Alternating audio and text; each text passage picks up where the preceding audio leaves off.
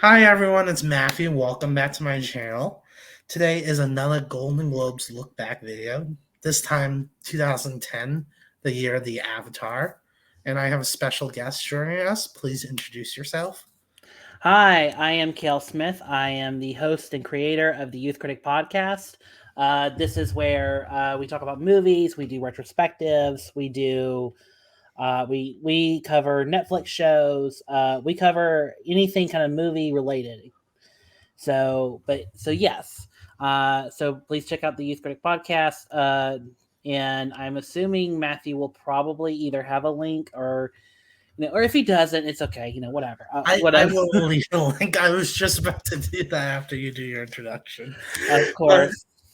I will be leaving a link to his podcast and his Twitter in the description below. Show him some love. He's amazing and very knowledgeable. Thank you so much for joining. No problem. I love talking about blue people. Same. I even wore blue. This is not Avatar blue, but I wore blue for this podcast. So I did not intend to wear blue for this. It just kind of happened like that. But yours is more appropriately colored because it's Yeah. more watercolors. So yeah. And then I have a moon setting, so I guess it's even perfect. Perfect. All right, we are talking about the 2010 Golden Globes, the year of Avatar versus the Hurt Locker. Ooh, and War of the Roses. Yep. In the year of the Hangover? Question mark, question mark, question mark. Oh, it definitely was the year of the Hangover. Oh, for sure. Just, I mean, not even for the Globes, but just for the year in general. Like, that was the breakout comedy of the year. Yeah. People were surprised it missed the Oscars.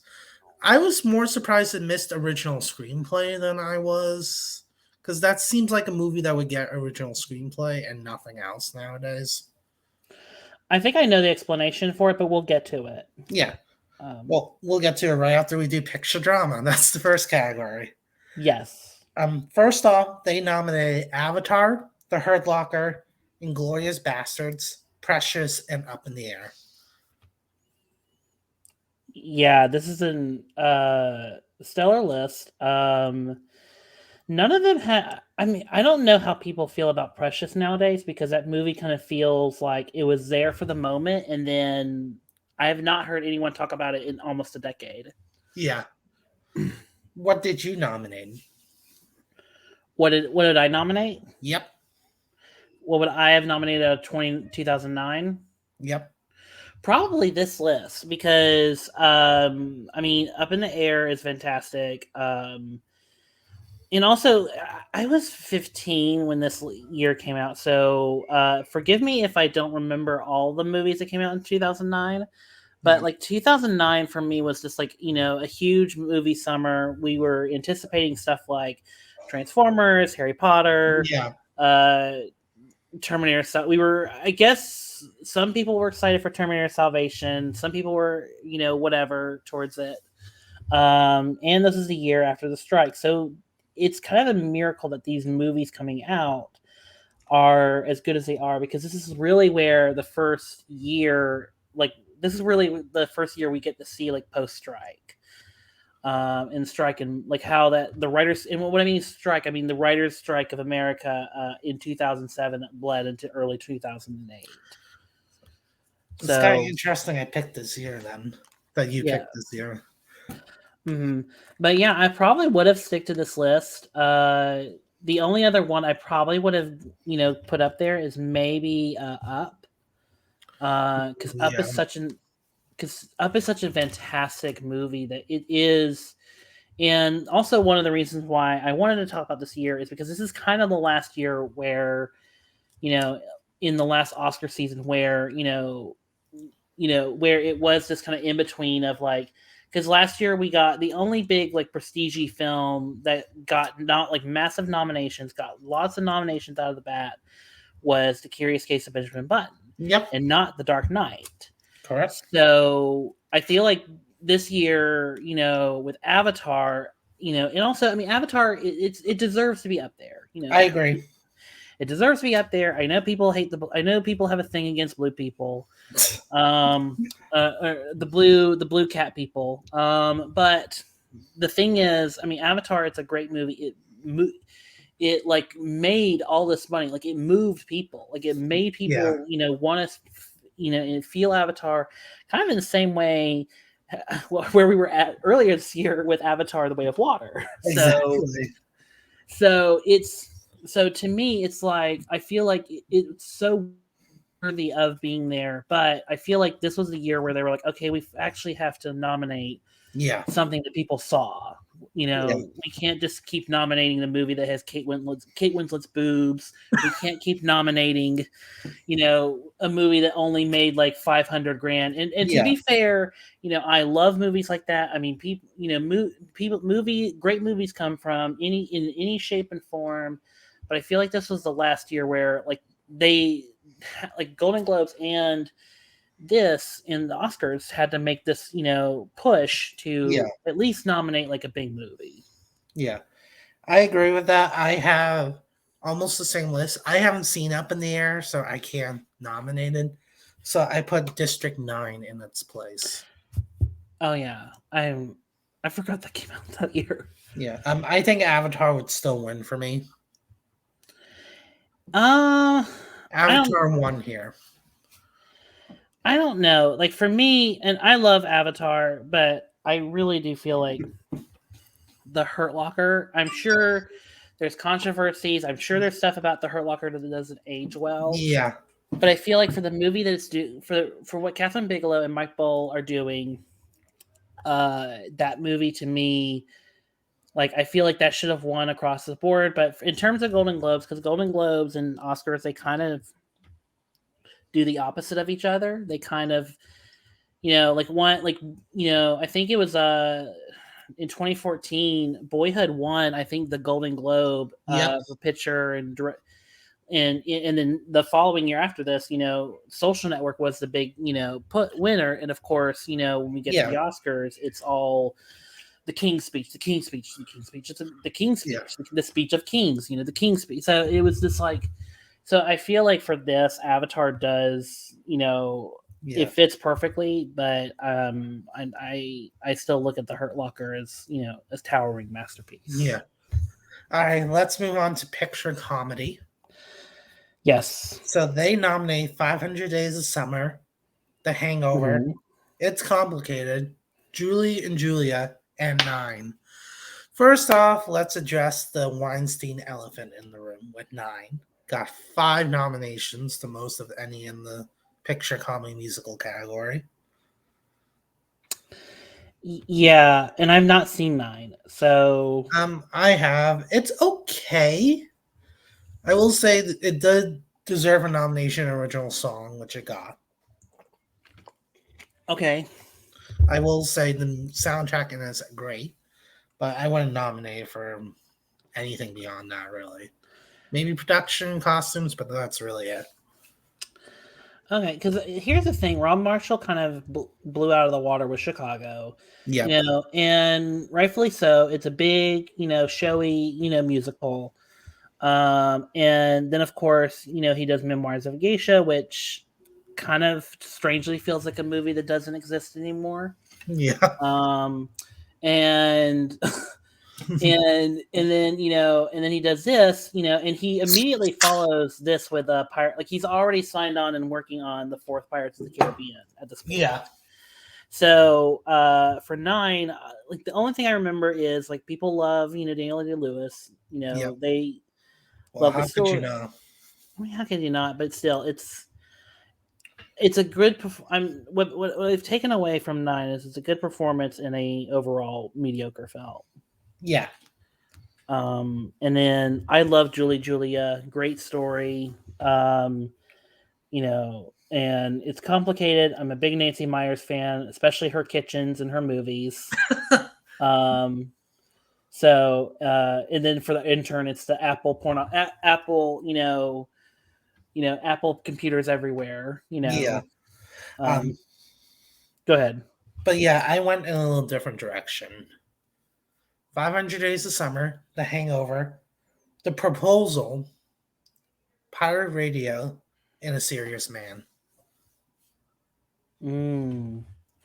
So wait, is A Serious Man considered a comedy? They nominated Michael Stuhlbarg in comedy musical actor, so that's why I thought it was fair to put it in comedy musical picture. Okay. Yeah, that's a better list. Yeah. But I think you also excluded The Hangover out of it, right? No, I said The Hangover. Oh, okay. My bad. Maybe Yeah. my bad. I kept Hangover and 500 Days of Summer. That's the only ones I kept. Not that I didn't like It's Complicated or Julie and Julia. It's just I want other movies to shine because so many other great comedies came out that year. Exactly. And it I'm and music comedy kind of always is like the one where the Golden Globes can like nominate like a big movie. Exactly. It's just very weird that they nominated two Meryl Streep leading movies. Agreed, and then nominate her twice. Yeah, I mean, I love Meryl Streep. She's an icon in every step of the way, but that is kind of silly. Like, just Yeah. especially since and it's complicated. She's just playing like an ex. She's just playing like a woman, a single woman. Yeah.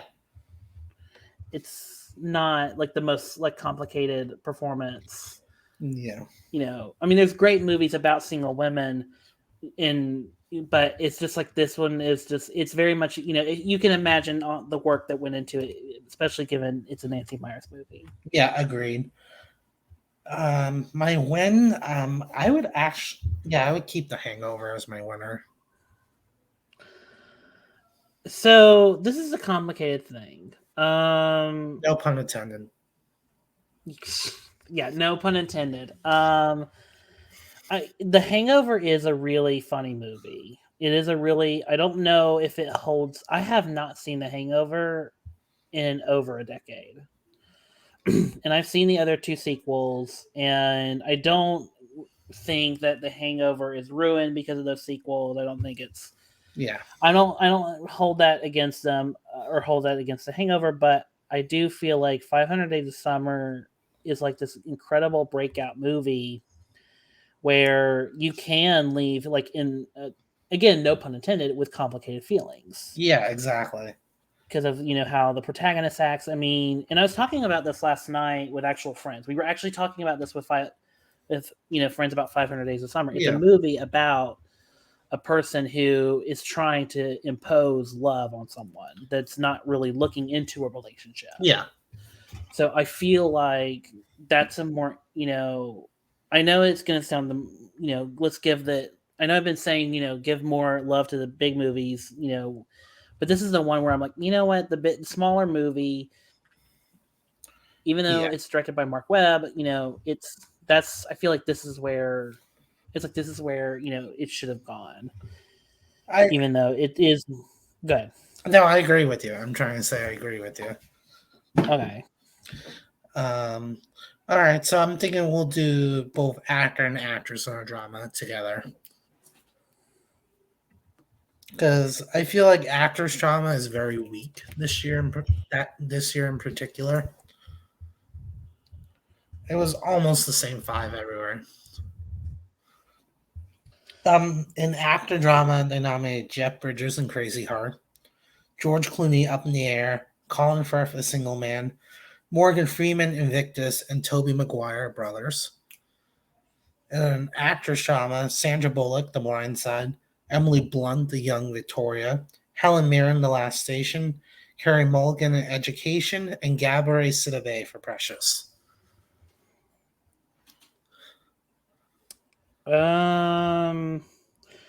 So what is your pick on? What's your take on this? It's pretty basic categories, I would say. Like, it was pretty much the same type of people everywhere, is the best way I could put it. Which is not a bad thing, but I didn't realize how weak acting and dramas were this year until I did research on it. Yeah, I mean, so I don't know, like, I mean, obviously you want to kind of give, the breakouts like Carey Mulligan or Gabourey Sidibe, their due. And also, before I said this, I forgot this is the year of The Blind Side, where it's just like, where it's like every person in Hollywood was like, "Oh my god, she is so perfect playing a Southern person." She plays a white. She's so perfect as a white savior woman. Um, but Thanks, Molly. and that's kind of like how I feel about this. Like none of these are really like amazing. I Yeah, mean, Gabourey Sidibe, of course, she this is her breakout role. This is her performance, and it is kind of odd that Hollywood just kind of they gave her a Brett Ratner movie and then everyone forgot about her. yeah, pretty much. Yeah. Um, And Carrie Mulligan has definitely kept going. Helen Mirren, yeah, of course, she's dating Helen Mirren. And then Emily Blunt, we just saw, give another great performance in Oppenheimer. So I don't know how I feel about this. It's like, it was Sandra's year. I guess everyone just felt like it was Sandra's year, even though I don't think she had the best lineup of movies that year. she had this in a proposal, which we'll get to when we get to the comedy actress. And then she have something about like that movie All About Steve. Yeah, she won a Razzie the day before the Oscars, but she still Um, wins for the best Razzie speech. She yeah, came in. She had a red wagon filled with the DVDs and handed it out to everyone in the crowd. She's like, "Here, awesome. you watch it, and then you tell me if I was really the worst that year." Um, Exactly. but yeah, I would give it to Gabrielle Sidibe personally. I think she was great in Precious, but again, not good year in actress and actor. Like obviously Jeff Bridges was great, Colin Firth was great, of course, but it still wasn't a good year overall. Yeah, no. And I'm trying to even think of like other performances you could slot in there. But yeah, this kind of feels like the most basic year for actress. Yeah. I did slot in Saoirse Ronan for The Lovely Bones. Even That's, that, I'm like, it's still so basic. it is. It really is. But yeah, for actor, I would give it to Colin Firth for Single Man. I said this before, and I'll say it again. I would reverse the Oscars that Jeff Bridges and Colin Firth won. Like I would give Jeff Bridges his Oscar for True Grit, and I would give Colin Firth his Oscar for A Single Man. Um, I know it's a I little controversial, but It's not controversial. It's just I would actually have given it to George Clooney. again, I haven't seen Up in the Air, so I can't say for sure. I mean, and to be fair, his performance in Up in the Air, it's a very George Clooney, performance. He does a lot of, his George Clooney isms, but he's given a character that, he's given a character that's not just, the George Clooney. He's given a character that, George Clooney actually has to like act. He has to Yeah, I know what actually you're be saying. vulnerable, and talk about things that, it's a very Frank Capra esque, inspired Yeah, casting, if you will. I know what you mean. So yeah. All right. So we moving on to the next one. Actor and actress in comedies. This one's a little more exciting, and I have different people in these categories, but let's remind them who the Globes Excuse me. nominated. Actor Matt Damon, The Informant. Robert Downey Jr., Sherlock Holmes. Daniel Day Lewis, Nine. Joseph Gordon Levitt, 500 Days of Summer. Michael Stuhlbarg, A Serious Man. In an actress comedy, Sandra Bullock, The Proposal. Marion Cotillard for Nine. Julia Roberts for Duplicity. Meryl Streep for It's Complicated. And Meryl Streep for Julie and Julia. So they nominated her twice. I'm She's just this shaking my head. this I believe she's only the second person ever to be nominated twice in the same category for the Globes. Oh my gosh. I believe Jack Nicholson was the first one. I forget what year though. I can't believe they nominated Sandra Bullock for The Proposal. Like that movie. Like I get that you probably like that movie, but that movie is like also very basic Oh no, I completely agree. It's to me. basic. Oh, I completely agree with you. It's basic. But I just kind of nominate her to slaughter, and I do, as I tease, I do have other people. Zoe Deschanel for 500 Days of Summer. I felt like she was great in that movie and deserved to be recognized. I also nominate Megan Fox for Jennifer's Body. That's the vampire one. Oh yeah. I thought she was excellent in that. That was her best performance by a mile. Right. And Yeah. then Maya Rudolph for Away We Go, which is a smaller indie film. Sam Mendes directed it. I've seen that movie. Yeah. John Krasinski's the other actor in it. And Maya I thought was really good in it. So, and then Yeah. now in Meryl Streep for Julie and Juliet only.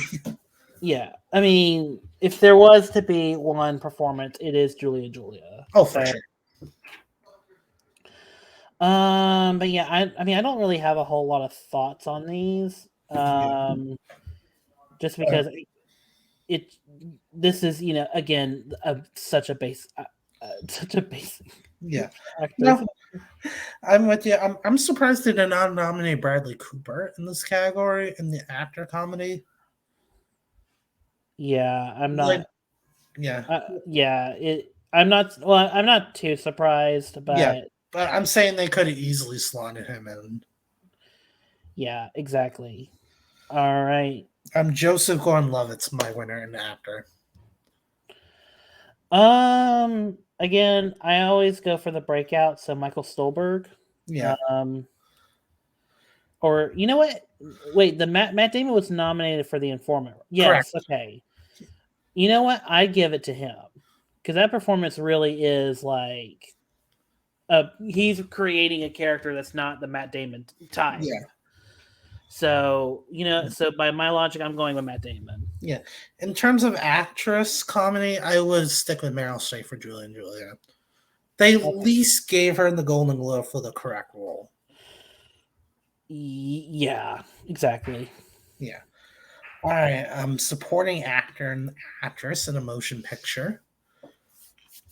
Now, I feel like these are more exciting than the leads.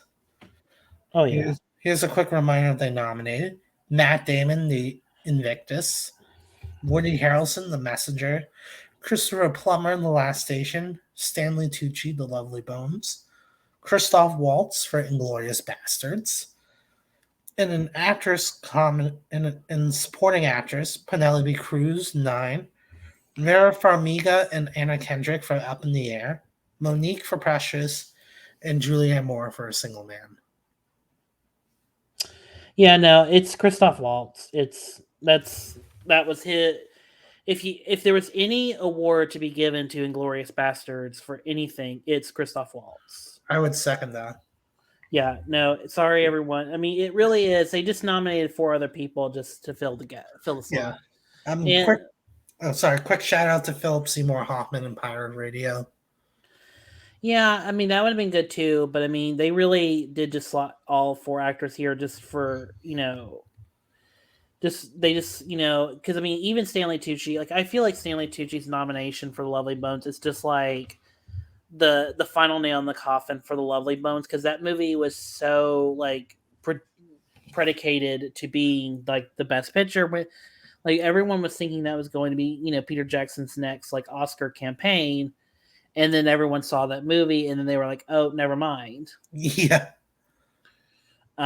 So it feels like It feels like they nominated It feels like they nominated Stanley Tucci just as like a final breath of that. Well, maybe it could be a prestige. Lovely Bones could be a prestige movie. Yeah. What was Christopher Plummer nominated for? The Last Station, the same movie as Helen Mirren. Oh, okay, never mind then. Yeah, I agree with you. In terms of supporting actors, Monique and Precious, I thought was more than well deserved. I nominated 4 different people in that category, though. Maggie Gyllenhaal for Crazy Heart. which got the Oscar nomination. Excuse me. Yes. Julia Moore, A Single Man. Sigourney Weaver for Avatar. And Betty White for The Proposal. I thought the proposal, as basic it is, I thought Betty White really helped bring that movie some life into it. You're not wrong. You're not wrong. And she got a second wind out of that, Yeah. movie. So it should have been in like that. So you're right. It should have been kind of in that vein of like Melissa McCarthy for Bridesmaids. Exactly what I was thinking. I would still give Monique the win though, but Betty White definitely deserves a shadow. Oh yeah, and it would just been bring the old the old back into the Golden Globes and that kind of thing. So but yeah, no, but it was Monique's to win. She deserves it. It's a worthy great speech, everything. So and yeah, but it is also one of those where they could have just slotted 4 different actresses and. Because they slotted 2 people for Up in the Air. They slotted Anna Kendrick and Vera Farmiga and Penelope Cruz. And well, I mean, but right. Wait, Penelope Cruz was in 9. So yeah, but they still slotted her in for a movie that was very weak. Yeah, and then Julianne Moore was from not Serious Man, a single man. Okay. All right. So what's the next? Best Director. Okay. Okay, it's David Fincher. He should have won it. Oh wait, that's the next. Wrong one. Year. Sorry, you took that year from me. That's the next one. Okay. Best Director. They nominated James Cameron, Avatar, Catherine Bigelow, The Hurt Locker, Clint Eastwood for Invictus, Jason Reitman for Up in the Air, and Quentin Tarantino for Inglourious Bastards. This is a tough decision. Okay, other than Clint Eastwood. Yeah. You can slot him out. Yeah. I mean, replace him with like Lee Daniels or Tom who's it? Tom Ford? That's serious. That's a single man, right? Yeah. Yeah. Slot him in with somebody else, because and not to say that Invictus is not badly directed, it's just very basic. It is a very Clint Eastwood movie. It's again a basic movie, and then in Tarantino you probably could have. This is going to be controversial. You could probably have slot him out. Yeah. I took out obviously Clint Eastwood and almost said Sheldon Turner.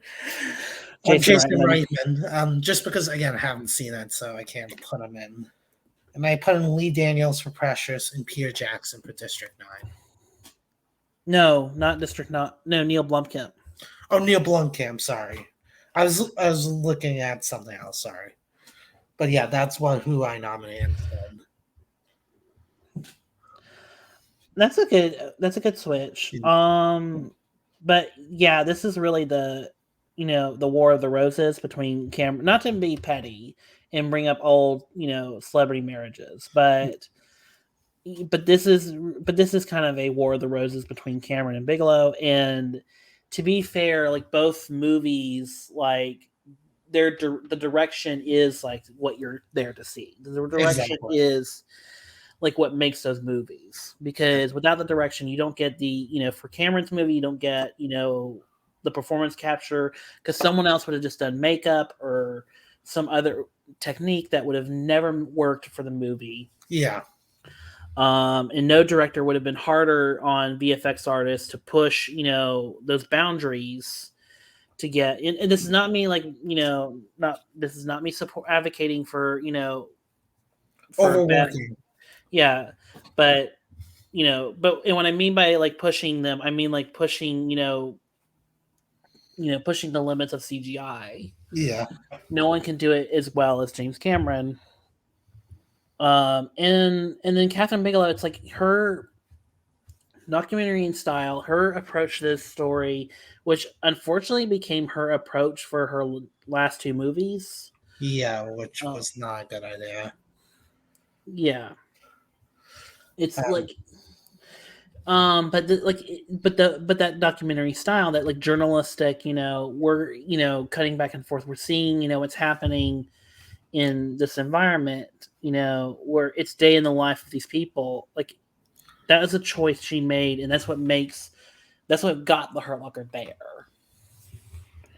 Agreed. So yeah, I don't. So this is tough. What do you think? I gave it to James Cameron. I felt like his movie had more. I'm not like trying to compare like who had more hoops to go through, but I feel like James Cameron pushed the boundaries more. Not that look at it this way: if Avatar wasn't here, Catherine Bigelow would have won this by a mile. But Yeah, this would have been a clean sweep. yeah, if you took Um, either one out, it would have been a clean sweep either way. yeah. Um, this is so tough. You know what? I'm gonna agree with you. Just well, you know what? Actually, I'm gonna go with James Cameron, because James Cameron said, That's who I went for. well, because James Cameron would have been like, I want Best Picture, Avatar, because that means that the whole movie, like the cast and crew, everything, under that umbrella, Yeah, is worthy of the Best Picture, and then she can have Best Director because it really is her movie. exactly. So there, we'll stick with that. All right. Best screenplay. Now they don't combine it. I mean, they combine it. Yes, they combined. So so they nominated Neil Blumkamp and Tara Tatchell for District 9, Mark Bold, The Hurt Locker, Nancy Myers, It's Complicated, Jason Reitman and Sheldon Turner for Up in the Air, and Quentin Tarantino for Inglourious Bastards. We had a Cohen Brothers movie that came out this year, right? Yep, a serious man. Here's the thing, and maybe this is the upside of Quentin Tarantino maybe possibly retiring. Um, Whenever he comes out with a new movie, you just have to give him the award for Yeah. best screenplay, because it's there. Like, everything is there in the script. Like, and not to poo poo on everyone else, but it's just like, it really should have been, for me, Quentin's year. Like, and I know he'll continue winning, other awards after this. Yeah. But to me, I mean, I get it. You want to give, up in Yeah, the Up air in the Air people, or something. a consolation prize. And I do like Mark Bolt as a screenwriter, but it really, because I mean, he really does. It's more of a journalistic approach Yeah. than actual, screenplay. So I mean, you want to give some notice to that, and then I mean, Neil Blomkamp and Terry, that this will be their best script, like Oh yeah. in The Country Mile. Yeah. So, and then Nancy Myers, I mean, she should have already won awards for her other romantic comedies. Like a long time ago. Yeah, like that's. But I mean, that's just. But I mean, that's how the system works, and unfortunately, Nancy Myers is still, other people can get their, $100+ million vanity projects, but when Nancy Myers comes asking for, what was it, 130 And million or yeah, what? it was 30 million. It was 20 million over what Netflix wanted to give her. Yeah, but when she comes in and wants to do her big, vanity project, it's like, where is all this money going? Yeah. It should only cost $6. You're right um, though. You are so right though. where Um did all this money go? I did take out Nancy Myers. I put in Scott New Standard and Michael H. Weber for 500 Days of Summer. Yeah, that's some more. Yeah, definitely. I mean, Um, they probably still wouldn't have won, but that is, and to me, like, they are great screenwriters. yeah. Um, and I hope they get to make another movie soon. Same. Now my winner is I'm going with Quentin Tarantino. That was one of my more favorite screenplays from him.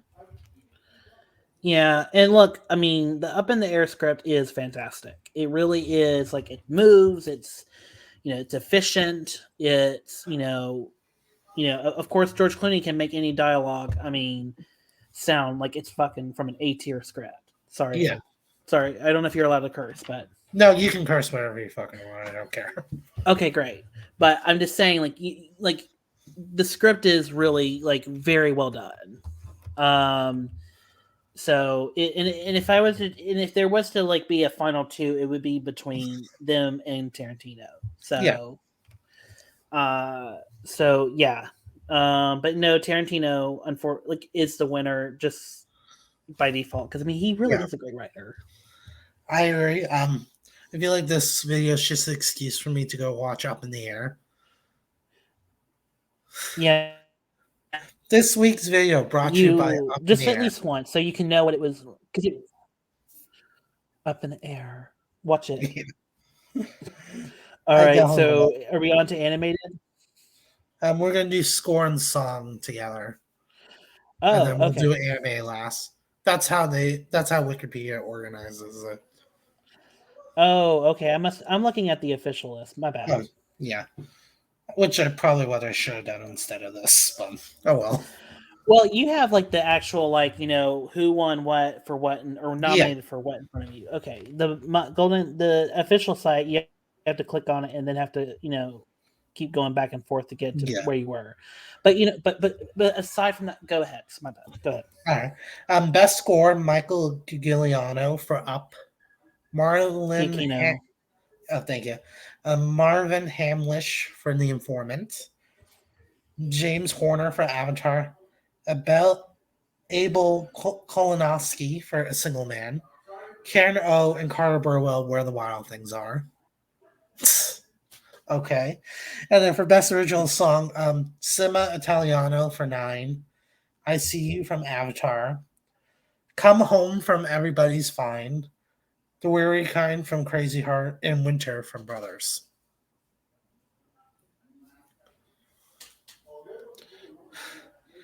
Quick note, Come Home from Everybody's Fine was written by Paul McCartney.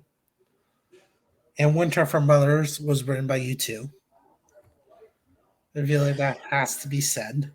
And then Crazy Heart was written by Ryan Bigham and T Bone Burnett. Yep. So the Coens kind of like go-to composer with Carter, besides Carter Burwell. Yep.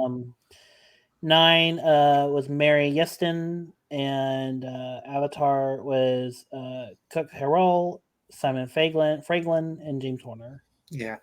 In terms of best song, we're nominated something from Princess and the Frog. Yeah, the other musical of the year. Or hell, you could fill this category with The Weary Kind, Cinema Italiano, and then 3 Princess and the Frog songs. Or going back to Carter Burwell and Karen O, the song that's in Where the Wild Things Are, the original song for that. Oh yeah, you can nominate that. But yeah, I feel like Crazy Heart came out like at the perfect like moment in the Oscar season, because if it had just like came out just a little earlier or a little later, it would have just been, well, it's a good performance from Jeff Bridges, but who cares? Exactly.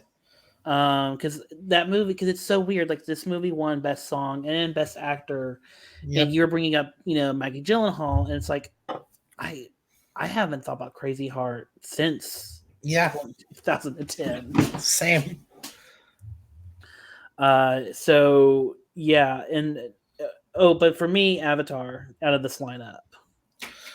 For me, I would go with Cinema Italiano. Okay, it's a good song then. It's a good song. If you're not gonna watch the movie, at least listen to that song. Yeah. Okay. All right. Best score. We didn't talk about best score. Here's this crazy part. I love the score. Like Giacchino's score is definitely worthy of the win, just because even now, if you go on TikTok or You know, or on Instagram, you see a lot of like inspirational like reels, like people playing Yeah. with their dogs just cutely or whatever. His score from the beginning of that movie is still used in a lot of reels. So Yeah. it is a gauge of how long something has survived and still exists in our pop culture. Giacchino's score for Up is definitely worthy of it. Even though I have to shout out James Horner, Same. um, because that is an incredible score. And then Carter Burwell and Karen O is very tragic and very subtle score. Yeah. And I don't know about the two others. Um, quick shout out to the scores from both Princess and the Frog and Coraline. I thought both scores in that movies were great, but I would still give it to Up.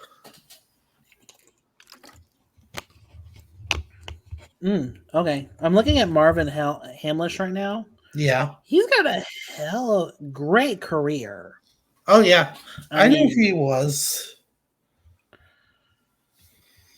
dude just worked with Barbara Streisand. I mean, damn. Totally slept on him. I'm Yeah. sorry, everyone. No, you're good. But yeah, he's a name that doesn't pop up anymore, which is a shame. But he's probably Hmm. retired somewhere and probably deserves it. Yeah. All right. The last category we're doing is best animated film. Okay. I haven't seen enough international films to from this year to try to hold a conversation on them. No, and this list is pretty good as it is. Yeah. The other one I've seen on the list was The White Ribbon, and I thought it was excellent. So Yeah. I actually haven't seen any of the uh international movies. Come to think of it. yeah, The White Ribbon's really good, Um. but that's the only one I've seen. Okay. All right. All right, best animated: Cloudy with a Chance of Meatballs, Oh, Coraline. that's your pick. No, that's what they nominated. Coraline, Fantastic Mr. Fox, The Princess and the Frog, and the winner Up. Like, I mean, this this is the perfect lineup. yeah. I mean, did any other movies really stand a chance against Up in the animated film? Uh, mm, what was the DreamWorks? No, Monsters versus Aliens. No. Nope. Good movie. It's a fine movie. Despicable. This was the year of Despicable Me, right? Or am I thinking of the next year? Next year. Okay. Um. Yeah. No, this was the best. And also it's great to see Wes Anderson. It's great to see Wes Anderson here. Yep. And going back to score for a second, I would have actually probably slotted one of the two other scores that are not well known for Alessandro Desplat's Oh yeah, score for Fantastic Mr. that Fox. that would have been great. Other than that, this is, I, Up is definitely the clear winner because it has like survived. But then again, there's a cult audience for Caroline. There's, Yeah. of course, Wes Anderson fans, have celebrated. Not many people. Again, this was a conversation I was talking with other friends last night about. Was Fantastic Mr. Fox was like the first time like Wes Anderson got to make like a true, authentic, 100% Wes Anderson movie. Like this is like because before in live action, everyone can kind of guess what Anderson was wanted in his head, Yeah. but the distinction of what a Wes Anderson movie can be, after Mr. Fox is like it's like everyone it's like a like Fantastic Mr. Fox almost worked as like a previs for Yeah. now future Wes Anderson movies because now you get to see in Moonrise Kingdom and Grand Budapest Hotel like movies that are just like we're going. This is the style going forward. Yeah, This is the style going forward, and it's been this style all the way. I mean, even up to Asteroid City. So, yeah. Um, I feel like Coraline might have won if Up wasn't here. I kind of hard disagree. Who do you think would have won if Up wasn't here? I think it would have been either The Princess and the Frog or Mr. Fox. Yeah, true. Especially Princess and the Frog seemed like the second most popular after Up. But you never Well, know. you, you say, but I mean, it was considered a flop at the time because even though that movie had frog legs, I mean legs, um, pun intended. So I don't know. Like, I feel because there was a lot of love for Fantastic Mr. Fox to the point where people were wanting it to have a Best Picture nomination, despite like it could easily fit in perfectly and win, in animated. So, but then of course, there's Up. Yeah. So, yeah. Well, thank you so much for joining. That is the last category. Yes, and thankful because I don't know anything about the television. Oh yeah, I wasn't gonna do television. No, there's no way. Uh, There was no way on earth I could have done that. yeah, I'm even looking ahead, and I'm like, yeah. Glee for So everything, and that's it. That's the only yeah, shit I've seen. Well, that and Mad Men. So Glee and Mad Men for everything. yeah. Like what yeah. Never mind. Yeah. Uh, but yeah, as you were saying, Thank you so much for joining. no problem. Thank you for having me. This was a total blast to a blast from the past, and also I get to talk about one of my favorite years, in one of the most pivotal years in award seasons. So, Completely agree. I love this year. And then it goes downhill for the Golden Globes right after that. So well, a broken clock is perfect. yeah, you Or win for, some, you lose some, yeah.